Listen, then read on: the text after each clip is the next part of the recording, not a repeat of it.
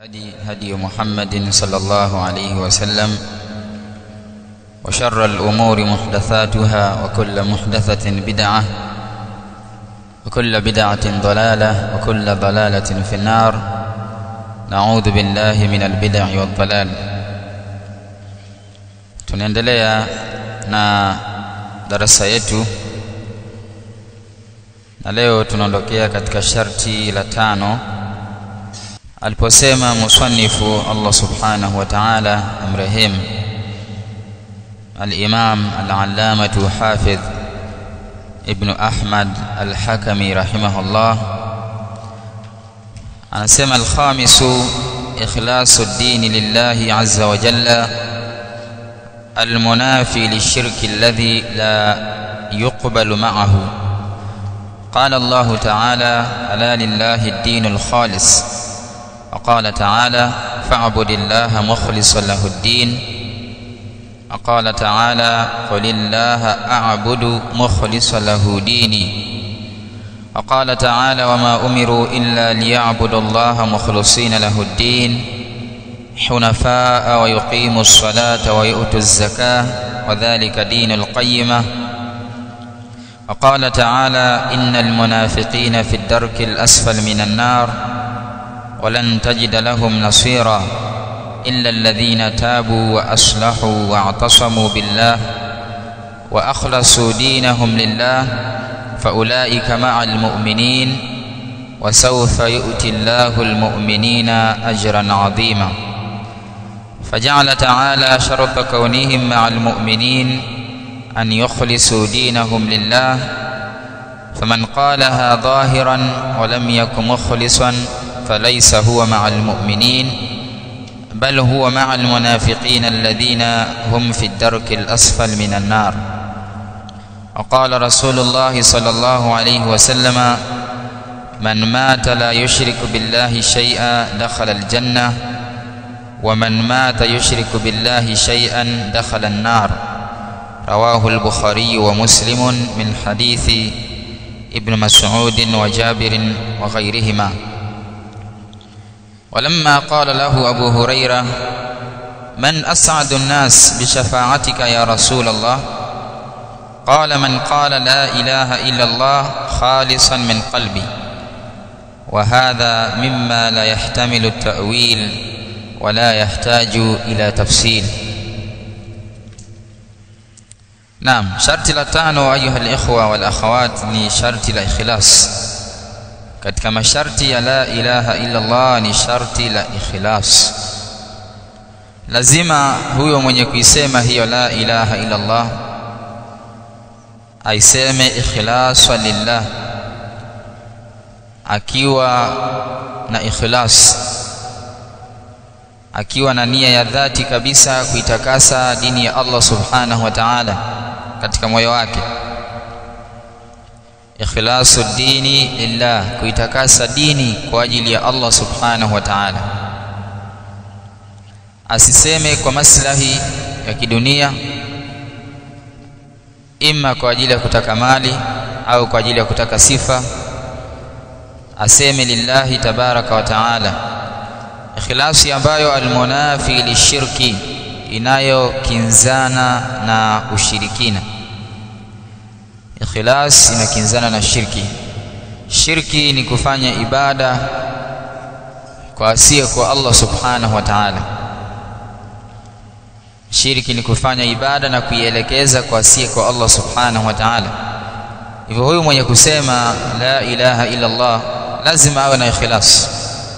Kusema kwake huku pamoja na kuwa na yaqini ambayo tumeisoma jana, awe na ikhlasi pia lillahi subhanahu wa ta'ala. Lishirki alladhi la yuqbal ma'ahu, ikhlasi ambayo inapingana na shirki ambayo la yuqbal ma'ahu, haikubaliwi pamoja nayo. Shirki haikubaliki, ikiingia katika sehemu ya ikhlas inaharibu kila kitu. Alladhi la yuqbal ma'ahu, shirki ambayo haikubaliki pamoja na hiyo ikhlas. Qala Allah ta'ala ala lillahi ad-din al-khalis, fahamuni lillahi ad-dinul khalis, fahamuni kwamba Allah subhanahu wa ta'ala ni mwenye dini iliyotakasika. Ad-dinul khalis ni dini iliyotakasika ambayo haikubali kuingiliana na shirki.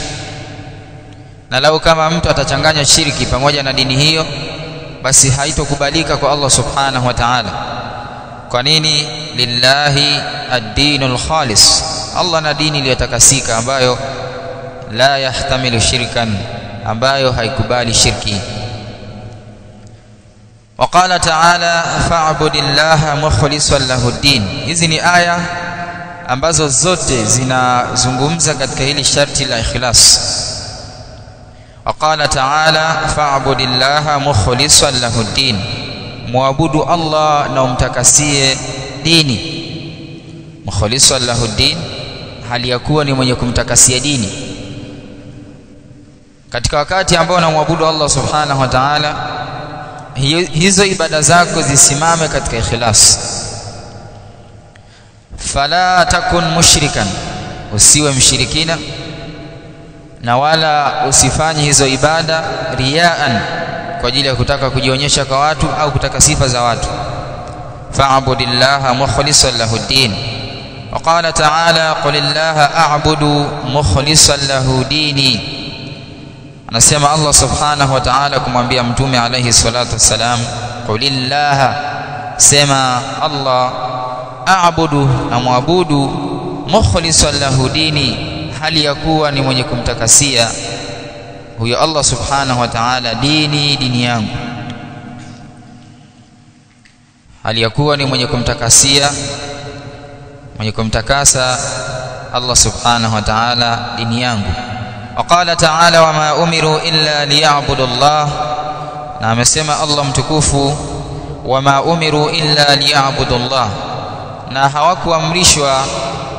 hawakuamrishwa wale ambao wamepewa kitabu illa liya'budu Allah, isipokuwa wamwabudu Allah.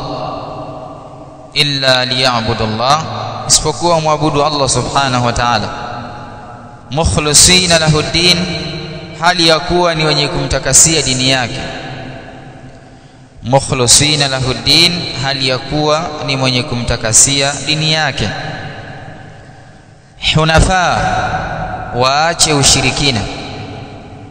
Hunafa, waache ushirikina. Alhanifu huwa almailu ani shirki la tauhid. Alhanifu ni mtu ambaye ameacha shirki akawa ni mwenye kuelekea tauhid. Hawa hawakuamrishwa na Allah subhanahu wa ta'ala isipokuwa wamtakasie dini yake, lakini pia waache ushirikina. Hunafa kwa maana wawe watu wa tauhidi, waache ushirikina. Wayuqimu as-salata wa yutu az-zakah, na wasimamishe swala na watoe zakah. Wadhālika dinul qayyima, na hiyo ndiyo dini ya sawa sawa. Wadhālika dinul qayyima, na hiyo ndiyo dini ya sawa sawa iliyosimama katika mstari ambao anaoridhia Allah subhanahu wa ta'ala, dini ya kumwabudu Allah na kujiepusha na shirki.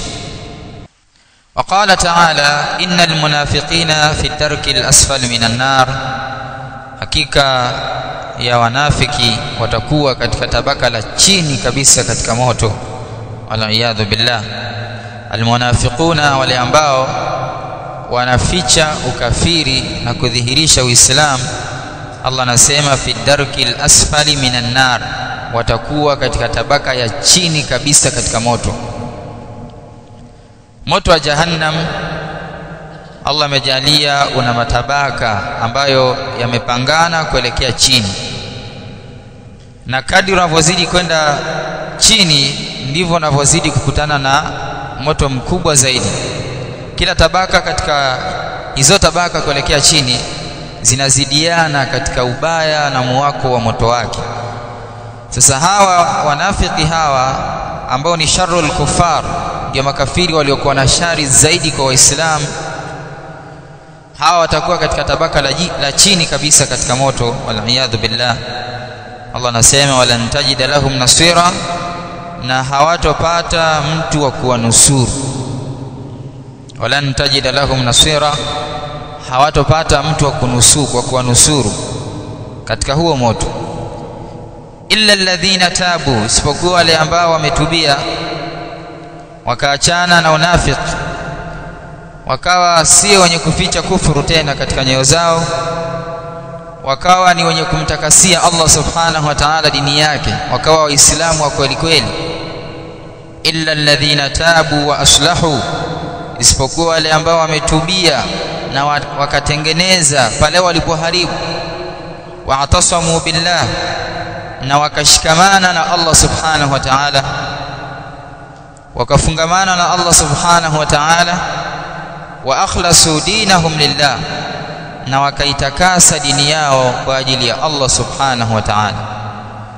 Wa akhlasu dinahum lillah, na wakaitakasa dini yao kwa Allah subhanahu wa ta'ala, kwa ajili ya Allah subhanahu wa ta'ala.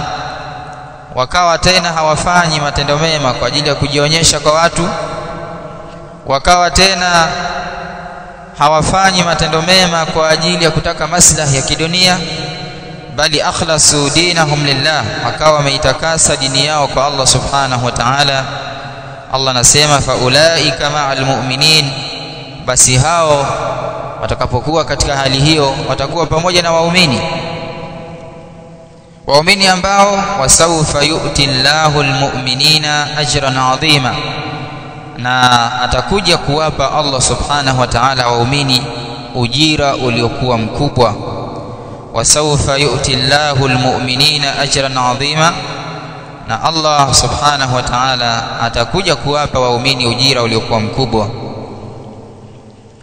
Wanafiki wanaokusudiwa hapa kama tulivyosema ni wale ambao wanaficha kufuru na wanadhihirisha Uislamu, na huo ndio unaitwa an-nifaqu al-i'tiqadi, unafiki wa kiitikadi, kwa sababu unafiki umegawanyika katika sehemu mbili.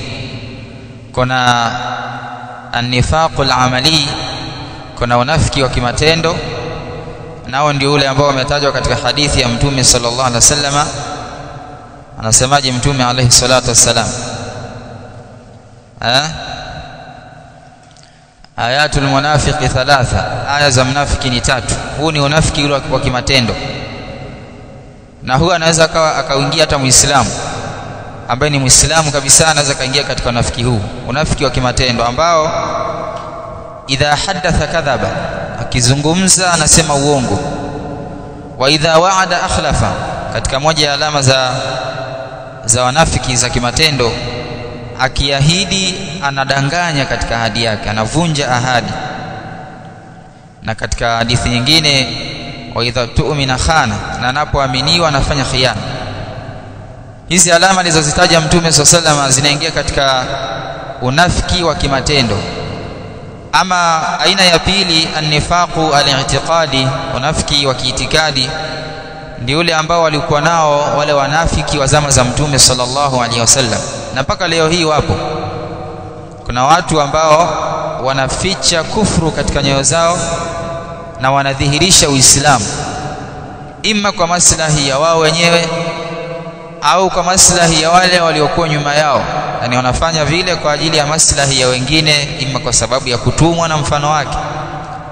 Sasa hawa Allah subhanahu wa ta'ala ndiye anawazungumzia katika aya hii, watakuwa katika tabaka la chini kabisa katika moto wa Jahannam. Yani wao ndio watu watakokuwa na adhabu kubwa kuliko mtu yoyote katika moto, waliyadhu billah.